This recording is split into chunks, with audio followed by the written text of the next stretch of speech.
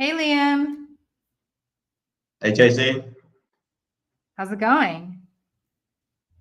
Yeah, not too bad. Not too bad. How are you? Pretty good. I'm so excited to have you on Founder Design Thinking. Welcome, Thank everyone, you. Yeah, exciting. uh, to Liam's episode 22, where we're going to talk about sales automation. And just really quick intro before we get there. Welcome to Founder Design Thinking, where our goal is to find more than 2 unicorns. And Liam, since you're unicorn number 22, I think we've doubled our metrics in achieving that goal.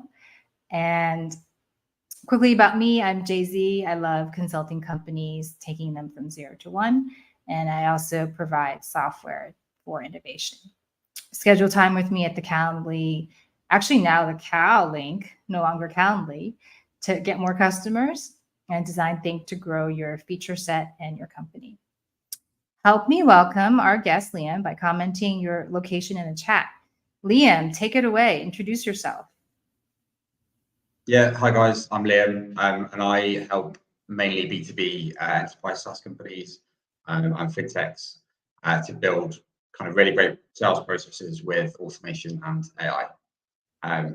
Yeah, would love to connect with you all on LinkedIn. So just connect with me on the link below. Awesome. Well, Liam, tell us a little bit about why you started with sales automation. I think you and I had talked about a lot of founders having lots of design and features, but then like no way to sell to their customers.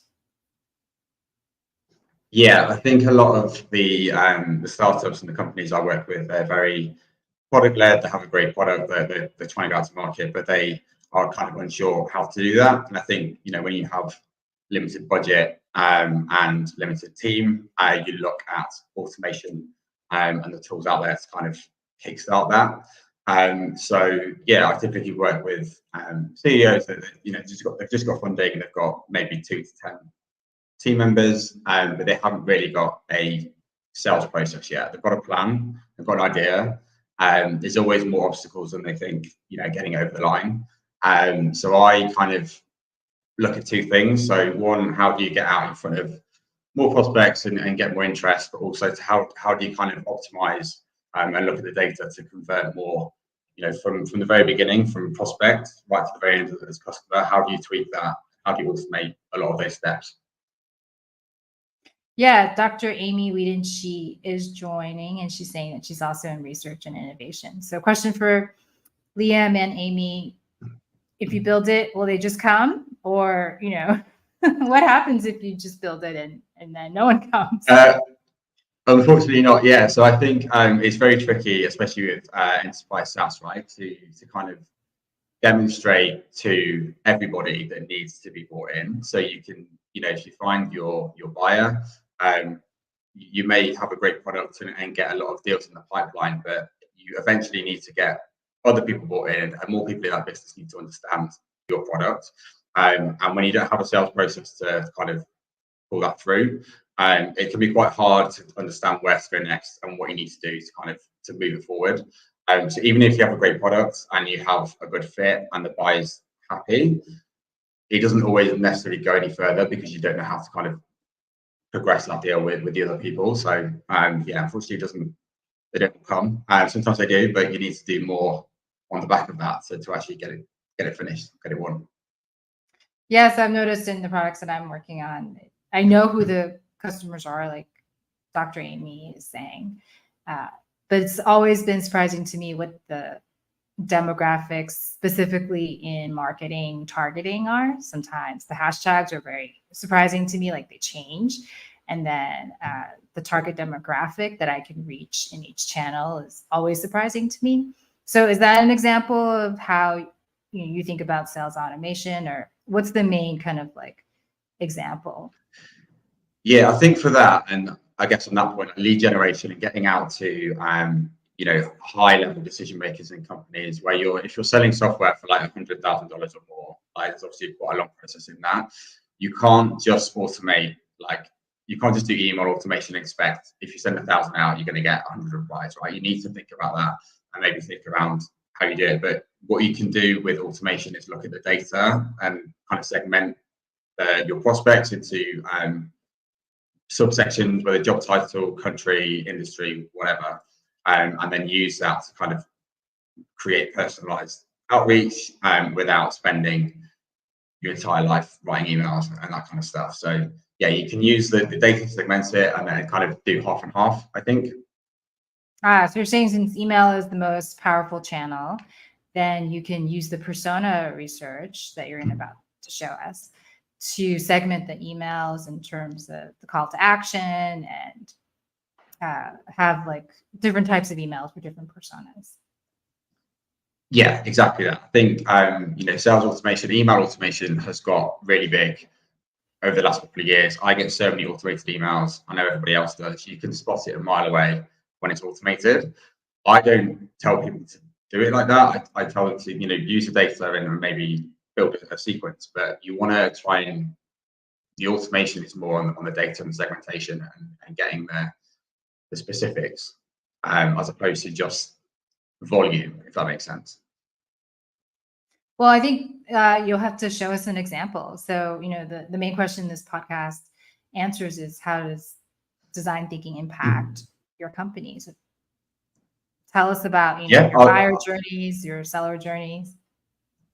Yeah, so I'll show you guys an example of how I use ChatGPT to create and build a framework for emails.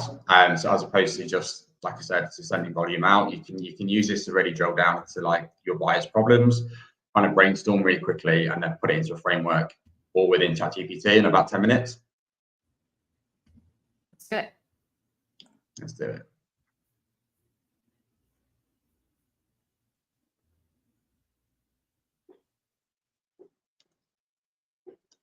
Cool. So yeah, jobs to be done is kind of, I know you use it in products a lot, just basically understanding your users' needs. So you're not buying a bike, you're buying something to go to work on, and that kind of thing. You really want to drill down into the problems that they have and the things they're trying to achieve that your product may solve.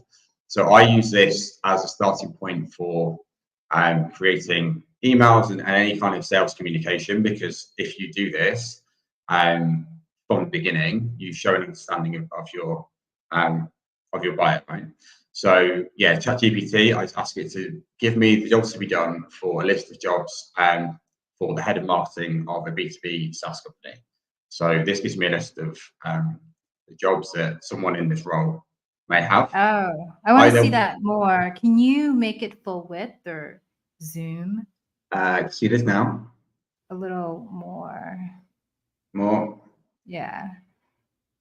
I see. So can you just read out the prompt and one of the answers? Yeah, so using the jobs to be done framework, give me a list of jobs to be done for the head of marketing of a B2B SaaS company. And then it gives me 10 of the key kind of targets, goals, and jobs in their role. So what I want to do now is pick out probably 2 or 3 of these that are relevant to my product that I'm trying to sell. And then here, so I've put, let's take number 3, convert leads into customers. So imagine I'm a salesperson for a content marketing agency that helps B2B SaaS companies grow organically using SEO and top of funnel marketing services. So if the head of marketing in this example is my prospect, what problems would they need in order to care about what I'm selling? So I've started with the jobs to be done. I'm now trying to highlight a problem that they have that I can use in the email copy. And yeah, it's given me, again, 5 pain points related to the jobs to be done that I've chosen. I see. So the email can be like, have trouble converting leads to sales, or have a low conversion rate. Yeah. So basically in that first line, you want to get their attention in their first line, right? So you want to say, you want to highlight, what their responsibility is in their role, and what the pain point is that you can solve. So you use these two prompts to get the job and and the pain point. Yeah, I love that because, connecting on problems is so fascinating instead of just a list of features, right? So Yeah, exactly. So, everyone says you sell benefits, not features, but they don't want to hear the benefits. They want to know that you understand that pain point, right? So this is how I do this first. You lead with the pain point and understanding of what they do in their role, and then you can lead into all the salesy bit after that. So here I have a table and a template here, right? So you've got first name, jobs to be done, company name, problem, social proof, and a call to action. So this is like a really straightforward template for a really good high converting cold email, because it's really short, it's really specific, it's really relevant, so it tends to convert quite well. So what I've asked ChatGPT to do is use the information above and input that information into the brackets where it should be, and now you have a cold email that works, and that literally takes 10 minutes. fabulous. Any questions from the audience? Please comment your questions in. So I have a question here. This is like a mail merge, like a old school, slot in the data. So then you have this, where's the rest of your tech stack? Like, how does it all work together? So I would use something, so Apollo is my favorite lead generation tool. So Apollo.io has loads of prospect data, especially for B2B. It's got loads of verified emails, LinkedIn, everything you need to know. It scrapes it from LinkedIn, so you have all the job history. You can use, if you want to go through and really personalize, you can find someone in there. You can go through all the information you would need to reach out to them. But you can also build sequences, right? So there's obviously a balance between full automation and just, like I say, you could write a generic email template, send it to 1,000 people, or you can segment it into smaller segments. Try and do something like this, where it's not manual. You don't have to write every single email, but it makes it really relevant because you've broken it down by job title, you've highlighted the pain point and everything for that person. And the more you can break it down, obviously the more work it will be, but the more relevant it's going to be without you actually having to go through, and manually doing all that outreach. But yeah, Apollo is my favorite. A lot of my clients use that one. Like I said, there's loads of data. I would say that the more data you have, the better, right? So there's other tools out there, but they don't give you as much information. And then HubSpot, CRM, obviously CRM is the most important piece. I love HubSpot because it's got the best abilities to customize data fields. So like I said, if you want to build a really strong sales process, like really specific to your business, you want to be able to find data and to be able to use data in a way that works for you. You don't really want a generic out-of-the-box CRM, and HubSpot is like the best one for that. Okay. So Chris is asking, should you announce that this is AI driven? I think part of that question is like, does AI sell it or make it feel less personal? And then his follow-up is kind of reads like a fake, like he's saying he would not respond. So you're saying this email, is very effective. So tell us more.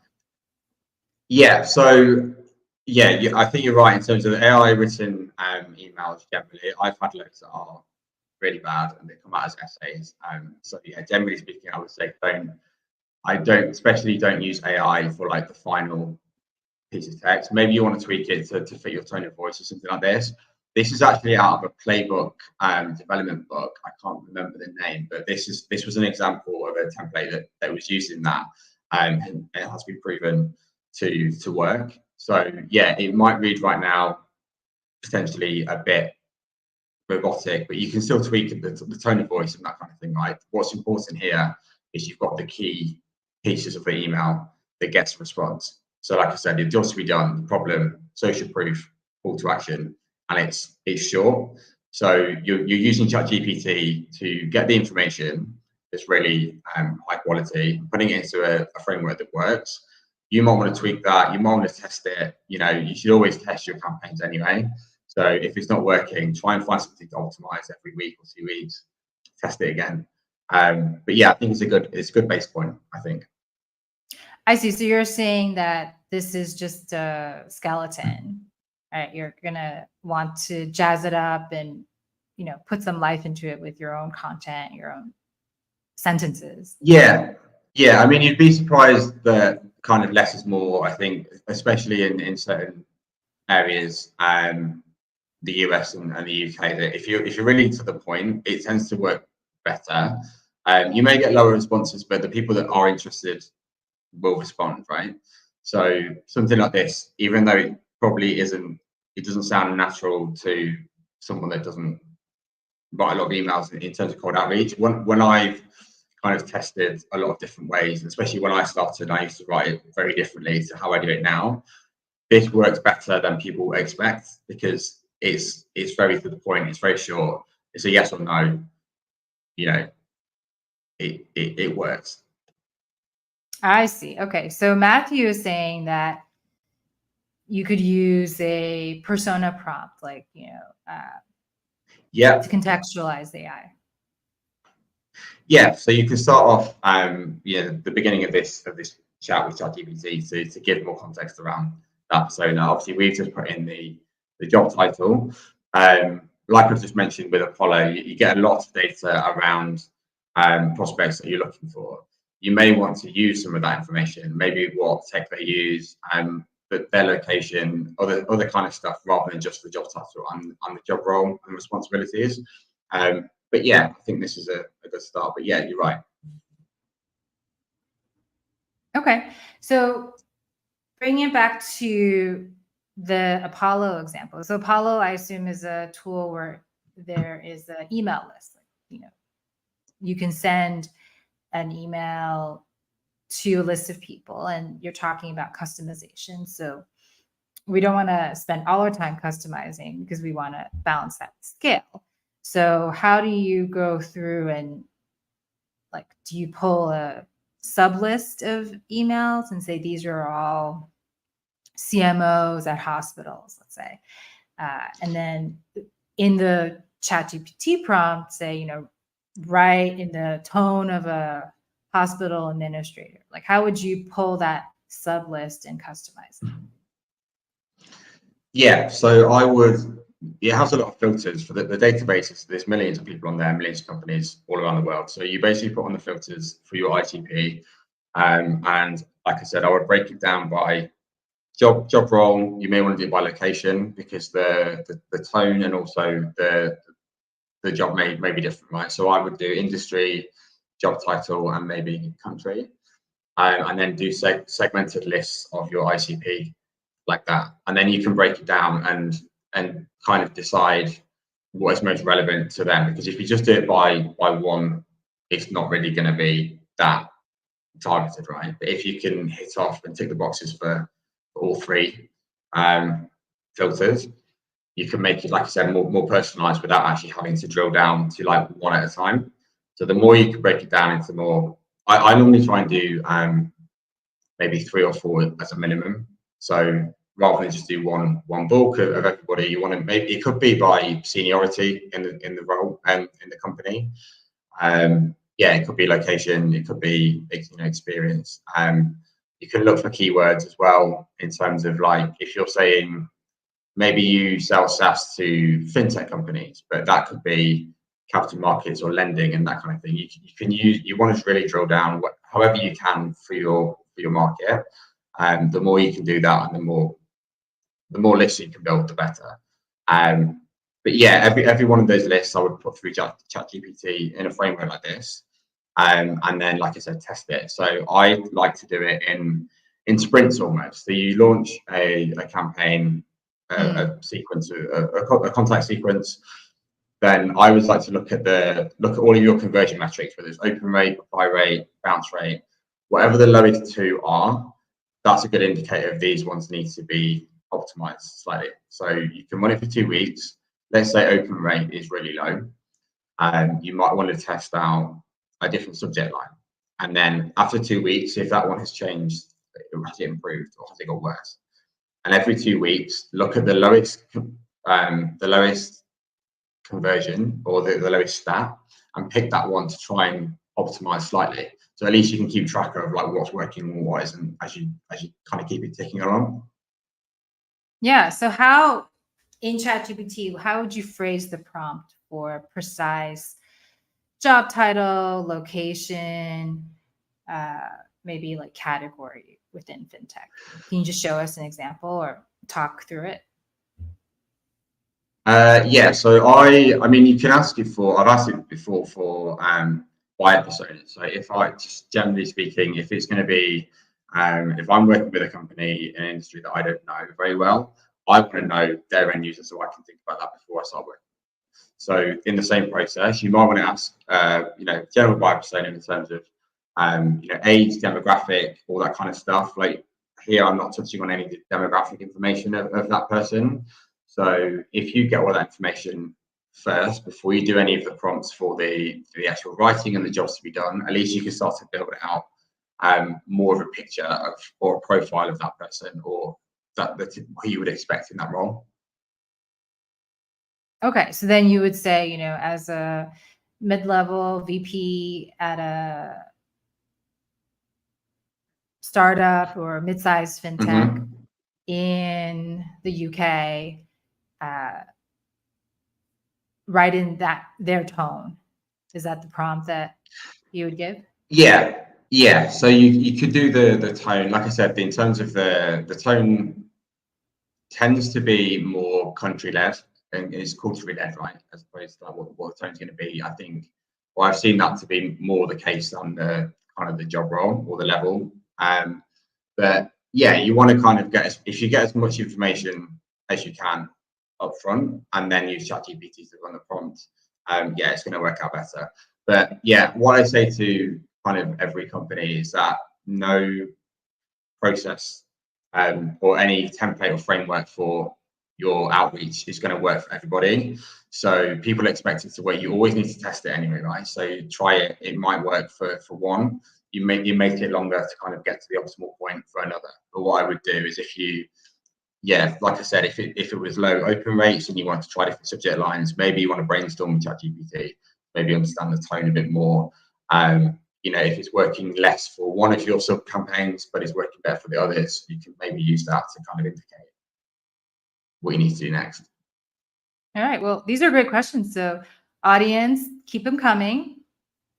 And Liam, do you want to share the rest of this ChatGPT thread, or I think you have a process map as well? Yeah, I think that's what. So this is let me have a look.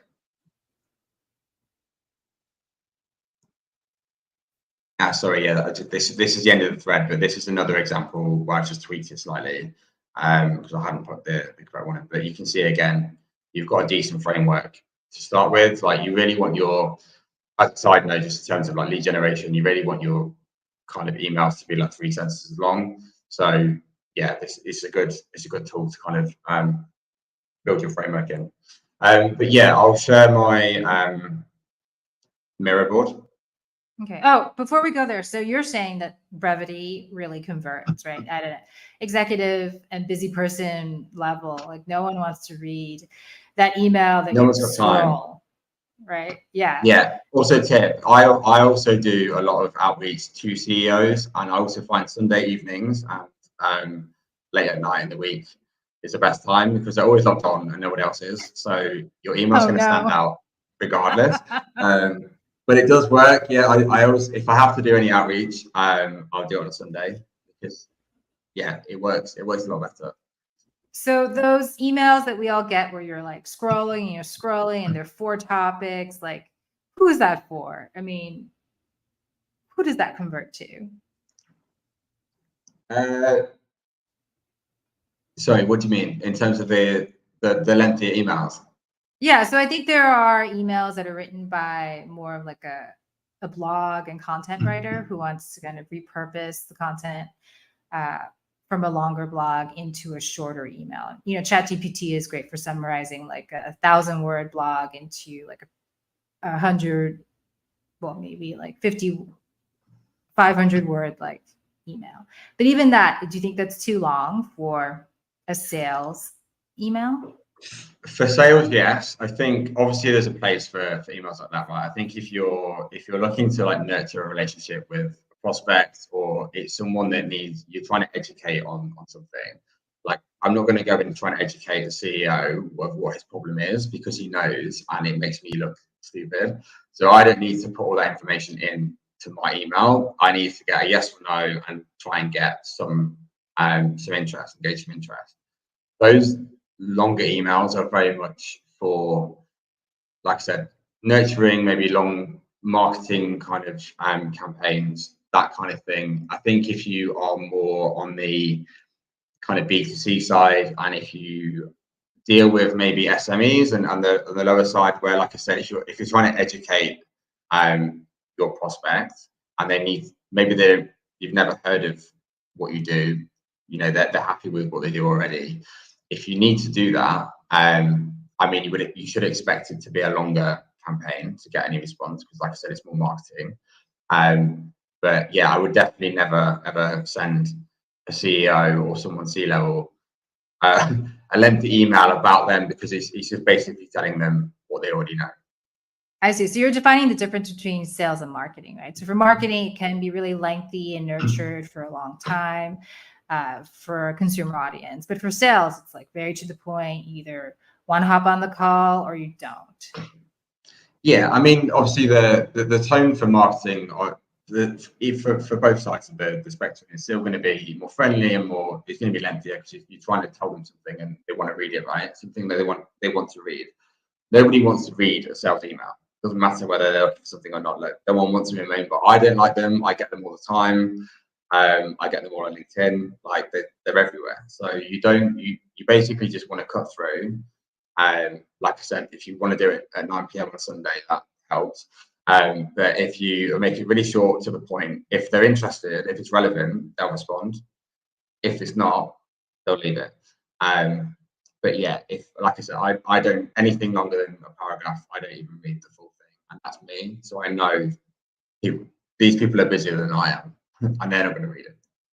Yeah, I love the scheduling features on a lot of the platforms now. So you can write all the emails in one day, but scheduled to send at like 9 p.m., like you said. Yeah, and you can change the time zone as well, which I think is really important for global companies, right? Because a lot of people forget that, and maybe if they're in America and they're sending it somewhere 6 hours ahead or earlier, and they're sending emails out at 5 a.m. doesn't look great. But now you can split that for each campaign. Okay. But yeah, it's really useful. All right, let's move on to your process.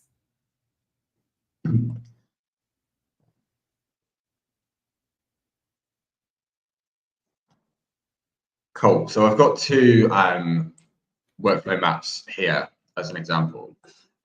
This top one is more around using automation for kind of decision making and the transfer of data, right? Because, like I said, if you're an enterprise SaaS company, you're selling software for $100,000 or more. It's a very complicated process, and I think a lot of people, when I speak to them, initially they say, automation is not going to work for their business, because they don't want to send all these automated emails. That they need to speak to their clients. They need to be really involved. They think it's not going to work, but they're thinking of email automation, like we just spoke about. But there's a lot more, and I think a lot more of the benefit is actually from the transfer and enrichment of data, and then, like I said, the decision making. So if you can map out your complex sales process strategy and boil it down, build it into data components, and then you can build workflows through that. So I'll go through that first. Yeah, let's make it really big. So yeah, see it. So this is maps it out here. So like the required action for this to move through. So these are pipeline stages, right? So from the very beginning, when you create a deal in your CRM, to when the deal is won. So these are all the stages that a prospect would need to go through to actually get that deal signed. I've segmented it into the action that needs to happen to get to the next stage. So if this hasn't happened, you can't move it forward. There's the way I kind of describe a sales process, right? If you boil it down to the very basics, it's basically just kind of a collection of information or information gathering exercise, right? So the buyer has a problem, they're aware of the problem, and they're trying to find more information on how to solve it. They're then trying to find information about your business and your solution to then decide and actually, become a customer. On the flip side of that, the salesperson is trying to find out information about the buyer, whether that's contact information or discovery around their pain points and challenges, to win that and guide that decision. So if you think of the sales process from both the seller's journey and the buyer's journey as information, a list of information can be translated into data properties, right? So you can build all of these things into your tech stack, whether that's in your CRM or into your other tools. And then once you've got data properties and you know whether if it's not filled in, then you can't progress to the next stage. If it's not the right value, then you can start to use this lack of information or the wrong information to understand where you need to go next. Can you read out some of these headings? Yeah, so there's just in this first three stages. So this one, this example is an NDA sent. So obviously the non-disclosure. So to be able to get access to this platform, this SaaS that they're selling, the client needs to sign an NDA. So this is when we would say that a deal is created because they've shown intent to progress this conversation, right? Once that's signed, then we then do a demo. So the demo is scheduled. And this is where you're going to obviously demonstrate the product and then do a little bit of discovery to understand the buyer and then understand whether they're a qualified prospect or not. Just to be clear on this process, there's a proof of concept as part of this process. So it's a markets data company for banks, right? So the proof of concept would be access to the platform and the data for say 3 months, and then you're working through that to obviously make sure that it's solving the problem. If they're happy with that, then it goes on to be a full-time customer. But that's kind of the process we're mapping out here. I see. So then in the demo, you can tell if they're qualified to buy. And I'm sorry, what's after that? Contract sent. So this is basically just, there's a lot, obviously, because it's banking, there's a lot of paperwork to be involved. So they're key stages in the process. But yeah, effectively, once you have a demo, so the demo, obviously, the buyer wants to know more about your product to be able to see whether it's relevant to them to continue this conversation. But the seller's also trying to qualify that buyer to make sure that they're right for them as well, because there's no point in trying to hold on to this deal that's never going to close because they're not the right fit. So if you look at here, so I've got in the green, it's the seller information. They need to understand the buyer's role. So going back to jobs to be done that we spoke about, their goals and pain points, and then you want to know enough information about the company, where they are they young, what kind of tech stack are they using already, so you can start to paint a picture of where, if they were to become a customer, where this software would fit for them. So it's a two-way process, right? You're trying to find information about the buyer, they're trying to find out information about you. If you build these into your CRM, you can then, like I said, you can start to build workflows and use logic to kind of work out what you need to do next to kind of progress this deal to the next stage.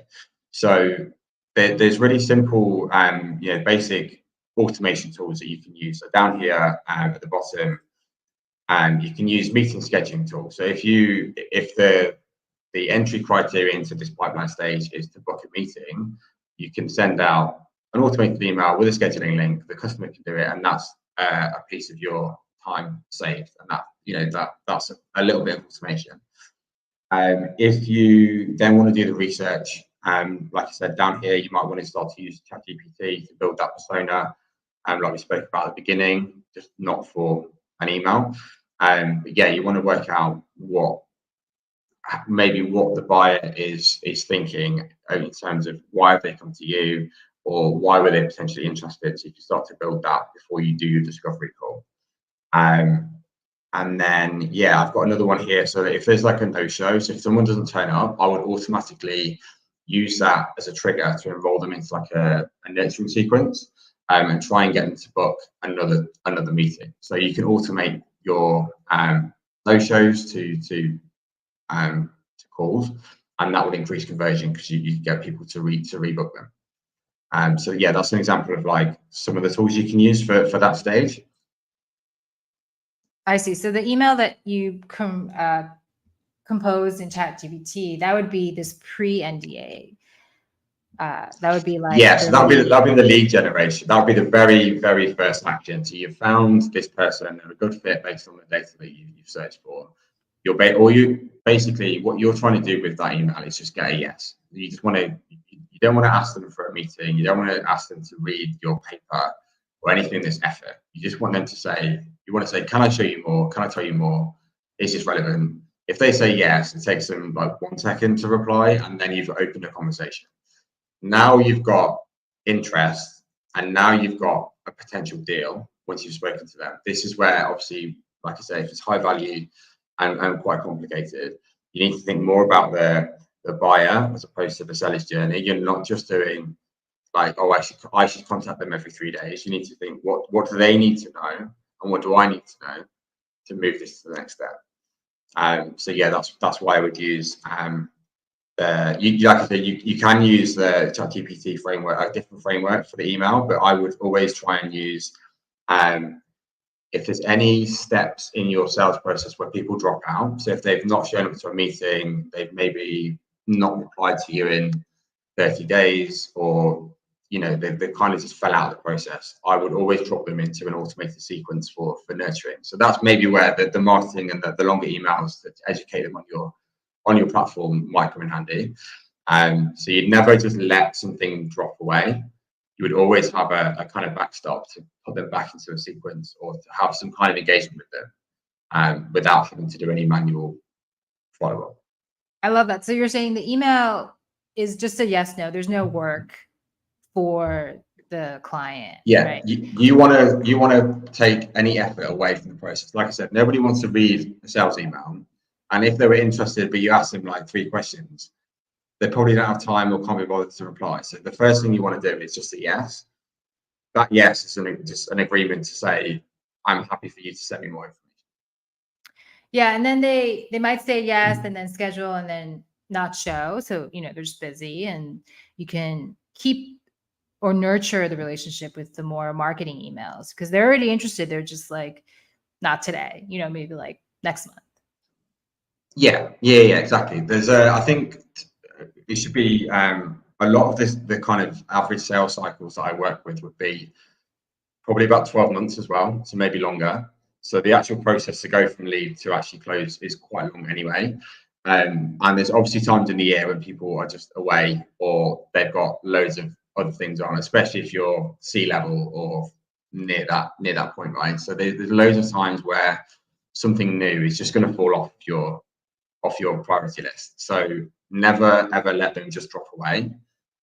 Always have a backstop, whether it's drop them into a marketing sequence or drop them into a workflow where the salesperson is going to follow up with them. But yeah, never let them just drop off because you won't be able to get them again. Yeah. Got it. And so data, like you have all these boxes. What other juicy pieces of data are you amending at each of these steps? Yeah, so like I said, you can enrich the data with your other sources. So there's a lot of tools. Some I haven't used, some is myself. There's one called clay.run, for example, where you can basically scrape data from loads of different platforms into basically a sheet and then use that however you like. So you could get LinkedIn information, you could get company news and that kind of thing. So if you had like a really big prospect list, and you were, you know, like I said, if there's like 1 or 2 people in your team, you can't manually go through every single person in your CRM. So you may want to prioritize it based on behaviors or news. So if you can use external sources to find out maybe there's company news, or whether someone's posted on LinkedIn, or whether they've changed job titles, if you can set up these triggers, whether that's in your CRM or outside, at least you can start to like contact people when it's relevant. Awesome.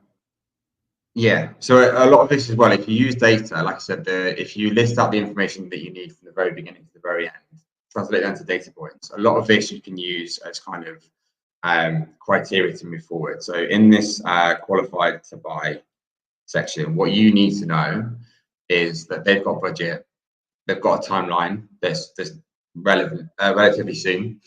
There's an actual need for it. You know, some people just want to kind of entertain the conversation because they love it, and then you're just wasting your time. And the person you're speaking to has got authority to actually sign this off and go with it. So you can build this into almost a checklist of like, if this property is not known, then you can't progress the deal. And this helps to reinforce the sales process that you build and design, because the sales team may need to, rather than training, I like to kind of reinforce it by building the process into the system and into the stack that they use, because that's the only way you can guarantee that people follow it. So even though it's not necessarily automating anything, it's stopping things from happening that shouldn't be. It's making your data more accurate, and yeah, just making it a lot more clear for the team. But yeah, I think it's like I said, if you have when you build workflows, I always do it that if there's a critical piece of information missing from the step that you're in, you might want to do something basic like trigger a task to the salesperson to follow up or find that information. So you can build your sales process into it by actually giving your salespeople specifically the action they need to do. So if you say, if this deal has had no activity in the last 7 days, and budget is unknown, you can trigger a task to say, you need to work on this. This is a piece of information that you need to find out, and this is what you need to do. You can go into detail and, you know, say this is how you would go about that. But you can kind of almost build the sales methodology into workflows, and kind of steer steer the sales team to actually follow the way that you've envisioned. Like a template, because sometimes they're, you know, asking a question is not going to get the answer, right? So you could share information about other users, like testimonials or other ways to get the information. That's not just like, when are you going to buy? Yeah, exactly. Yeah, you can't just go out and be like, you know, what's your budget? Yeah. Can we have it? But like, yeah, it's basically just like I said, if you've got loads of deals and you look at your pipeline and you don't really know where to start and what to do, especially when your target's every quarter. And obviously, like I said, the process and the cycle is like 12 months. It can be hard to understand what you need to do and when you need to wait. So like I said, if you use a combination of this piece of information is not known, and the last activity date on this deal was like over X amount of time, you can start to guide, prioritize leads, and also give salespeople like clear indication of what they're looking for. How they go about that, then they can decide based on the deal. But you can make it really easy for them to know exactly what they need to do and really speed up the process.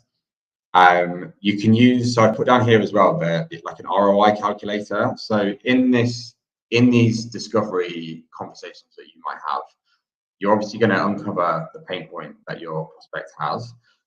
You're going to probably try and quantify that pain and understand the size and implicate that pain, right?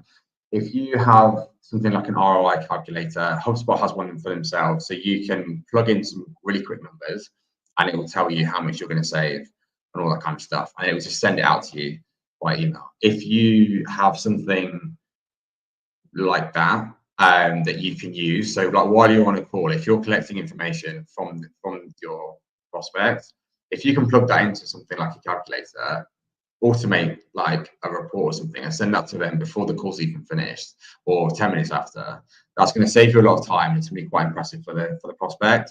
It's going to show a lot of like understanding and trusting in you. So yeah, there's lots of things you can do like that.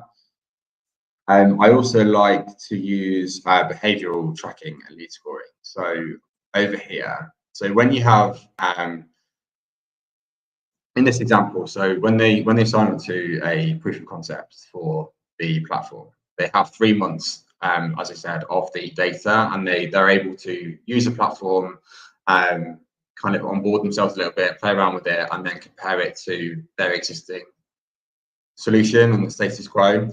If you give the CEO or a director, someone really busy, 3 months to try this out, they're going to wait 2 weeks to before to say, because they haven't had time. So what you want to do is obviously try and nurture that relationship in that process step.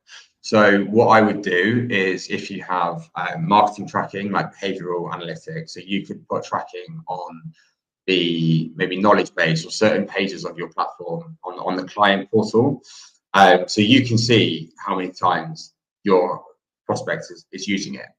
If they're not using it, if they haven't logged in for 7 days, trigger an email, trigger a task, because you want to make sure that by the end of that 3 months they're happy with it, and any concerns that they had, you've already addressed, right? So I put up here like proof of concept health check, because you want to know. People kind of use it. I think agencies use it a lot for like NPS scores, right? So when people come to renew their contract after a year, they kind of have a score of like where they are and how likely they are to renew for the next year. If it's low, then they need to start working on it early to try and get that score higher. And this is something that I would use here. So if your prospects are, in the platform, they're using it, they're liking it, their behavioral tracking is going to show all the activity in your CRM. So you don't need to worry about them. You can probably check in with them and make sure everything's fine. But you can focus your time on the ones that aren't logging in. You've done all this work to get them to this stage. If they're impressed with it now, it's pretty much won. So you want to make sure that everything that they are doing, and anything they're not doing is flagged for you to give you enough time to kind of save it. Yeah, I use so many AI tools, and I love the ones that get back to me. It's like, well, you use this part of the premium package, but before you renew, like, what about this part? So it's a big differentiator between the companies that know my usage versus don't.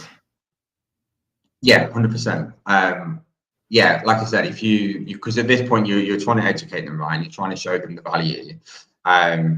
They've already kind of signed off the budget, so to speak, at this point, but they want to make sure that budget is worth the money. So if you spend a lot of time on this, you can't spend all your time on everybody in this pipeline stage. But if you prioritize by that, and like you said, if you can split it down even more to which features you use and which ones you haven't, you kind of want like an onboarding checklist almost, of like, if you know that your customer has already done 5, but maybe 6 or 7 they haven't done, to send them something about that.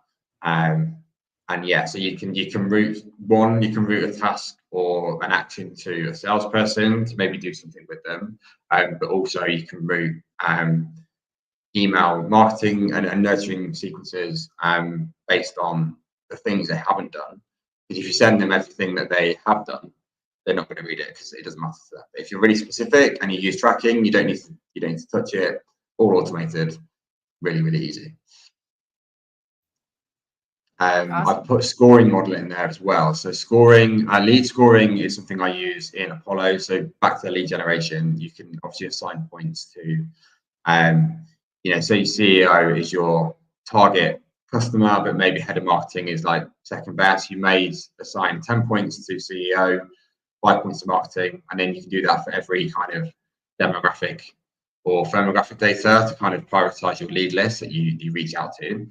You can also use it within the middle of your sales process, and within your marketing. So if you have a white paper that's very specific and people that download it are likely to really need your product, you might score that download as like 20 points, whereas like reading a blog post is like 1 or 2 points. So if you score things based on sales intent, as opposed to ICP and firmographic data, if you use behaviors and buying intent to score your customers already in your pipeline, that's going to help you really convert a lot faster because you can get people at the right time. Yeah, so let's talk about those metrics. What is a good conversion rate? And then what is a better conversion rate that your sales automation can deliver? So that is a conversion rate is a very tricky one, right? So because Yeah. it's obviously very different for everybody, especially like I said, if people, I think, often go into when they're new to lead generation, they often go in, I think they can just send out X amount and you'll get 10%. Everyone says 10%. It's not always 10%, and a lot of them won't be right. But like I said, people get kind of frustrated really quickly and they don't test and they don't A/B test it and they don't tweak it. So if you send out one campaign and it didn't work, people are like, oh, it didn't work for us, so we're going to go back to the manual. But the only way you're going to get good conversion, whatever that looks like for your industry, like I said, it's going to be different for every company as well. So it can take maybe a couple of months if you do it consistently, and if you actually really look at the metrics and A/B test a lot of it, to kind of get to that point. But I'll be honest, I think most people never get to that point, especially when I work with people. I think email does work, but like I said, we're all used to getting so many bad emails that when it doesn't work for you, you just kind of assume you're in that pile as well.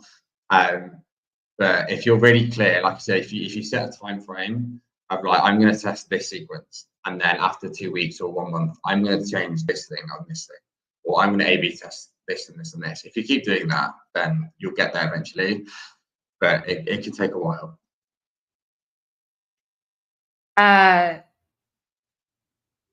Great. Anything else on this, or should we move on to the seller persona? So this one, so this is more really quickly for this is for mortgage brokers. So this is less kind of complicated in respect to kind of the buyer journey and trying to convince them. If someone needs a mortgage and trying to buy their like perfect home, like if they've already come to you, it's relatively easy and it's more transactional, but it's going to be high volume, and it's still a lot of money, right? So even though it's the need is there, it's still a lot of money. Like they still want to go with someone that they trust and you communicate with them well. So this is a fully automated communication sequence based on the stage that they are in. So just to show you really quickly, because I know we're short. If someone submits a lead, submits an inquiry on your website, you send an automated email, and then you send a task to sales to call them and get more information. If they don't respond, you've got this sequence here of call attempts and automated follow-ups. So here you've got like 7 touch points, but you've only actually got 3 calls. So you've taken out most of the work already because it's all going to be automated. And you can use variables to obviously input their name and location and things like that to make it still personable and targeted. And then simple decision logic. If they didn't respond, you put them into marketing. Like we just said, same for everybody. Always make sure they drop something and never just off. If they move to the next stage, you're obviously trying to get more information. If you don't get that, you can just keep dropping them into another sequence, and then it just keeps going like that, and in every step. I see. So at some point, then you stop following up and you drop them into marketing. Yeah. So obviously this was like a ton of contact points, right? But no one's ever going to go through 7 at the last minute, respond, and then wait another month, and then the very last minute respond. So no one's ever going to get this full amount. But yeah, if you always have a backstop, like unless someone's like not qualified, you don't want them, they've told you to go away, they've had enough, then fine, you let them like drop away. But anyone that's just not responded, or maybe it's not, bad timing is always the one, right? People say, oh, I'm really interested, but maybe not now. Always anything that's got no activity, or they've just said there's no conversations to have right now, marketing. There's always a backstop. And then you've got pipeline for next year, right? And if you use that in combination with behavioral tracking, and you can see some of these marketing contacts will have started to engage with your website or your social media, you can rank them. The ones that are engaging, you can start to reach back out to. Yeah, I love it. So Matthew is asking, can you outsource the horrible, boring stuff? Or is it really personal, needs to be done in-house? And I think that's probably part of the tech stack, since these are all perhaps disconnected software. There's no singular piece that, allows you to build the triggers in the product, but also in the email. Like, how do you do it? Yeah, so to be fair, in sales there is a lot of manual admin work. I've done it myself, and there's a lot of writing notes, and I think Matt's referring to the emails and the lead generation bit. It's a horrible, boring stuff. Like I said, no one ever gets to the point where it works because nobody likes it. But yeah, you can. I think if you look at sales automation in terms of like task automation, it's actually very easy to build that. You just need the right tool. But like I said, HubSpot, and it's always going to be built around your CRM, so whatever CRM you use, because that's kind of the engine to your sales and your deal pipeline. You use the data points in that, and as long as it always has a workflow feature, right? So if you have a very basic step, you're going to have hundreds of steps, but if you just say when this is done, then this happens, you can start to build out and then start to kind of save 5 minutes, 10 minutes at a time.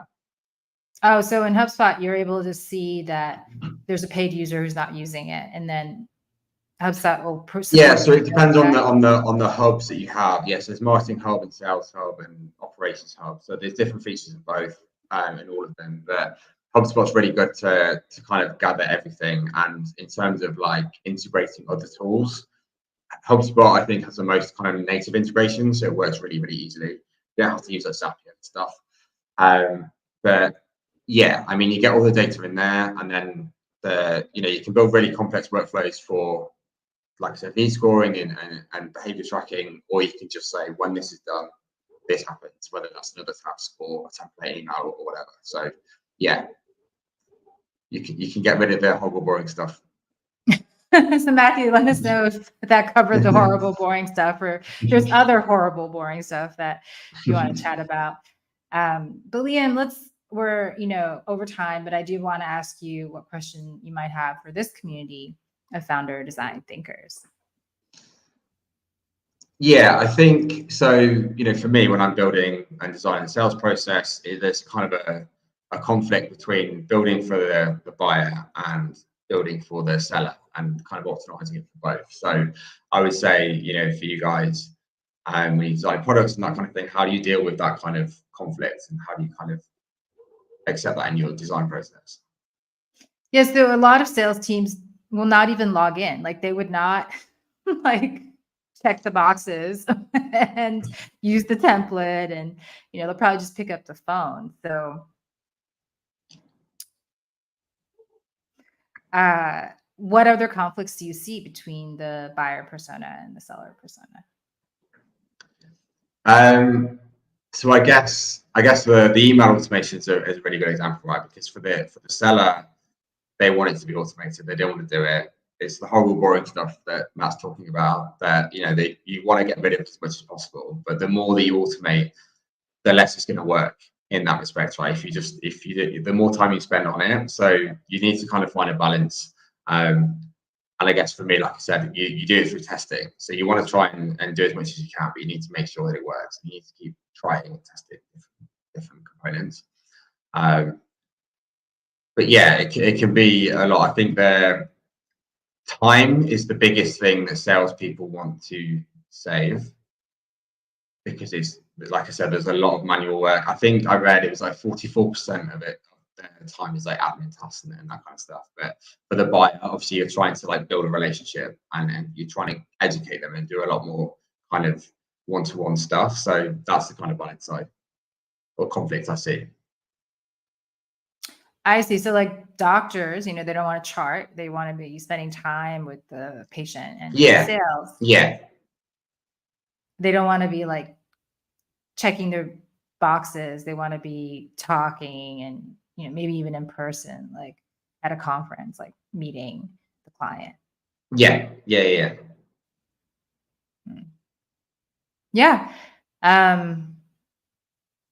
In terms of